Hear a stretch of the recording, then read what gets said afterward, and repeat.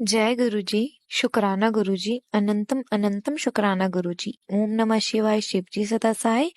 ओम नमः शिवाय गुरुजी सदा सहाय। संगत जी, आज मैं एक आंटी जी का सत्संग शेयर करने जा रही हूँ और इस सत्संग में वो बताएंगी कि गुरुजी ने उन्हें कैसे ब्लेस करा। ये एक डिवाइन सत्संग होने वाला है, तो आप अंत तक बने रहे। अगर कोई सत्संग करते हुए भूल चूक हो जाए तो गुरुजी और संगत जी हमें माफ कीजिएगा। जय गुरुजी, शुक्राना गुरुजी। ओम नमः शिवाय शिवजी सदा सहाय। ओम नमः शिवाय गुरुजी सदा सहाय। शुक्राना गुरु जी। संगत जी, आज 13 तारीख दिन एकादशी और अभी रात के 10 बजने वाले हैं। संगत जी, आज मैं इस समय गुरु जी का शुक्राना सत्संग करने जा रही हूँ, क्योंकि मुझे बहुत सारे मैसेज आ रहे थे गुरु जी का कि तू शुक्राना सत्संग शेयर कर। तो मैं करना तो बहुत चाह रही थी इससे पहले, लेकिन अभी दुर्गा पूजा से कुछ दिन पहले से लेकर दुर्गा पूजा तक इतनी ज्यादा व्यस्तता हो गई कि मैं चाहकर भी नहीं कर पा रही थी। कि मुझे अचानक से दुर्गा पूजा के कुछ दिन पहले यानी 26 तारीख को ही मुझे जाना पड़ा अपने हस्बैंड के साथ, जहाँ पे मेरे सास ससुर रहते हैं पटना में। वहां पे क्योंकि मेरी मम्मी का तबीयत खराब हो गया था, तो उन्हें देखने के लिए बच्चे के स्कूल भी थे, लेकिन एप्लीकेशन वगैरह दे के जाना पड़ा क्योंकि जरूरी था। पितरपक्ष में ही हम लोग जाने के लिए अचानक से यानी ये हुआ। हमें टिकट भी नहीं कंफर्म मिल पा रहा था। संगत जी, सारी वेटिंग में थे, तो मुझे डर भी लग रहा था क्योंकि मैं इतनी दूरी कभी भी साहिबगंज से पटना, मैं झारखंड में रहती हूँ और इतनी दूरी मैं जाती नहीं बिना रिजर्वेशन के, क्योंकि मेरे दोनों बच्चे छोटे हैं। लेकिन फिर बहुत हिम्मत करके हम लोगों ने ऐसे ही जाने के लिए सोचा। और मैं जब ट्रेन आने वाली थी तो भी मैं बस गुरुजी का नाम ले रही थी। मैंने कहा गुरुजी, हम लोग जा तो रहे हैं, लेकिन बस आपकी बात मानकर गुरुजी, क्योंकि आपका ये आता है कि मेरी बच्ची तो बाहर भी जाया कर, हर समय चिंता मत किया कर। तो गुरुजी की बात मानकर मैं निकली और मैंने कहा गुरुजी, आप हमारे साथ चलिए।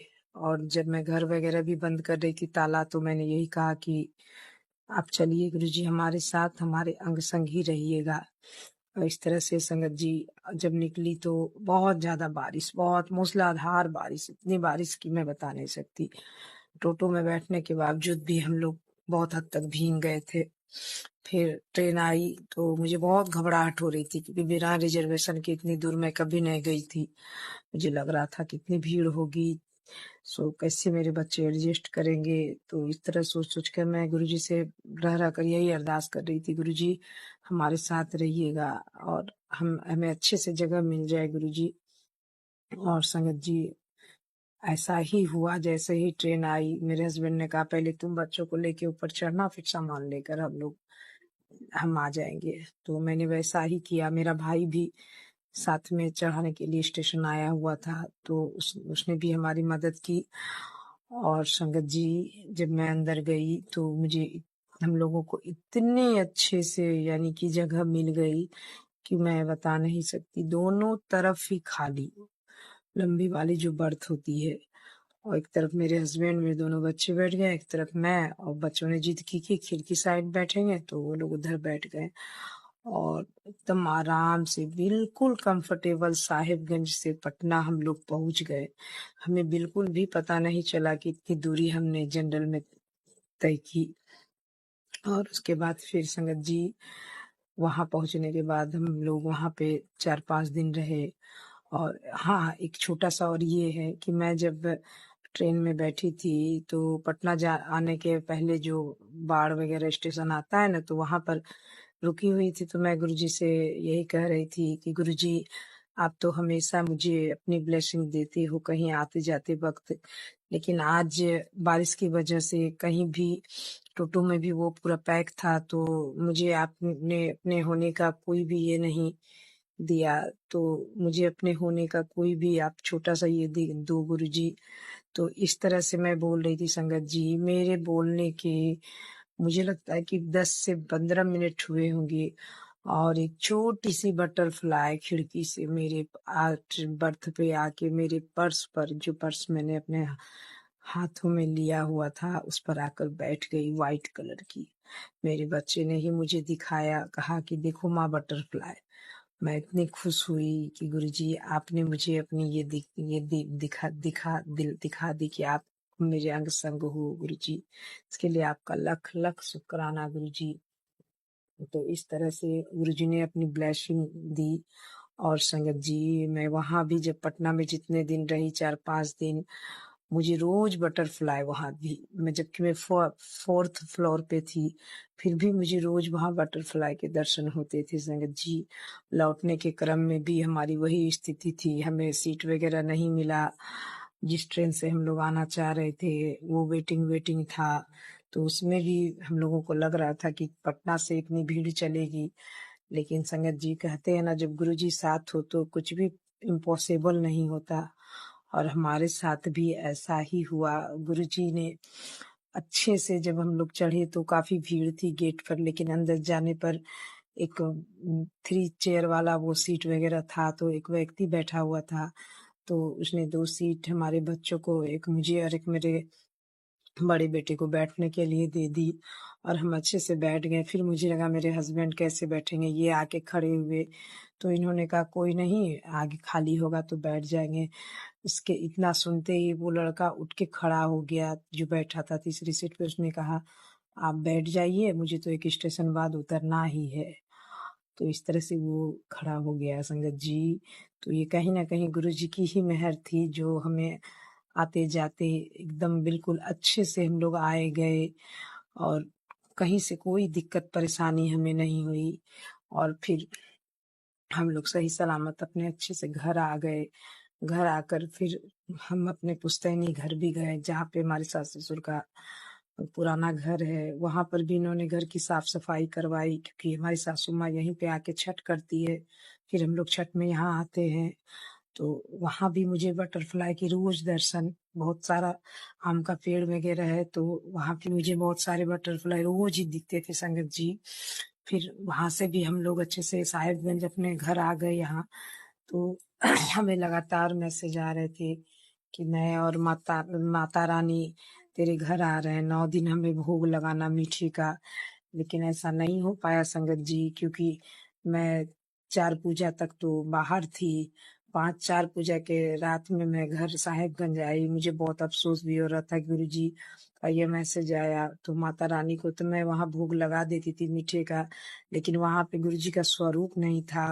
तो मैं दिया वगैरह तो मेरे बेटे के गले में जो लॉकेट था उसमें दिखा देती थी। और फिर मैं जब यहाँ आई घर पे, तो फिर मैं यहाँ पे रेगुलर मैंने गुरुजी और माता रानी को मीठे का कुछ ना कुछ रोज भोग लगाती थी। और मुझे रोज गुरुजी बटरफ्लाई के रूप में दर्शन, रोज मेरी छत पर, मैं यहाँ भी तीसरे फ्लोर पे रहती हूँ, और मुझे जब भी मैं पूजा करने जाती तो मुझे बटरफ्लाई के दर्शन छत पर, तुलसी जी के पास, हर जगह, और बहुत सारे बटरफ्लाई के दर्शन। और आज कल दशमी के दिन भी मुझे बटरफ्लाई के ब्लैक और व्हाइट में बहुत अच्छे दर्शन हुए। मैं अपने बच्चों को लेके जब जा रही थी, फिर आज दुर्गा पूजा के एक दिन बाद सुबह भी जैसे ही मैं सोकर उठी संगत जी और अपने छत पे गई, छत का ताला खोला, सबसे पहले मुझे सामने ही एक बड़ी सी ब्लैक कलर की बटरफ्लाई, उस पे व्हाइट प्रिंट बने हुए। तो मैंने गुरुजी का शुक्राना किया कि गुरुजी आपने मुझे पूरी दुर्गा पूजा में 10 दिन आपने मुझे बटरफ्लाई के रूप में इतने सारे दर्शन दिए। आपका बहुत बहुत शुक्राना गुरुजी।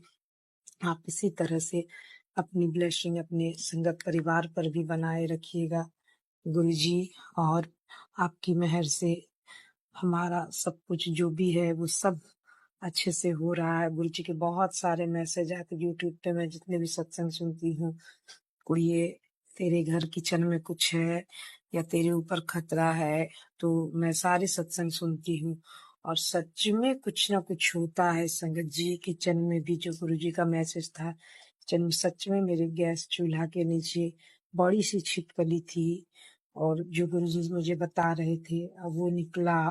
उसके बाद फिर जो भी गुरुजी का कहना था घर से ये निकाल वो निकाल, हमने वो सब निकाल के बाहर कर दिया। तो गुरुजी के जो भी मैसेज आते हैं वो हमारे लिए ही होते हैं। हम सोचते हैं कि ऐसा मैसेज हमारे पास क्यों आ रहा है, लेकिन वो कहीं ना कहीं गुरुजी सत्संग सुना के हमारे कर्म ही काटते हैं और उसे जो बड़ी घटना घटने वाली होती है उसे छोटे में ही काट देते हैं गुरुजी। तो इसके लिए गुरुजी आपका लख लख शुक्राना गुरुजी। अपने सभी संगत परिवार पर अपनी ब्लेसिंग बनाए रखना गुरुजी। और पूजा आंटी जो हमारा सत्संग शेयर करती है उन पर भी अपनी ब्लेसिंग बनाए रखिएगा गुरुजी। इसी के साथ मैं अपने अगले सत्संग की तैयारी करती हूँ। जय गुरुजी, शुक्राना गुरुजी। गुरुजी ओम नमः शिवाय, शिव जी सदा सहाय। ओम नमः शिवाय, गुरु जी सदा सहाय। जय गुरु जी, शुक्राना गुरु जी, अनंतम अनंतम शुक्राना गुरु जी।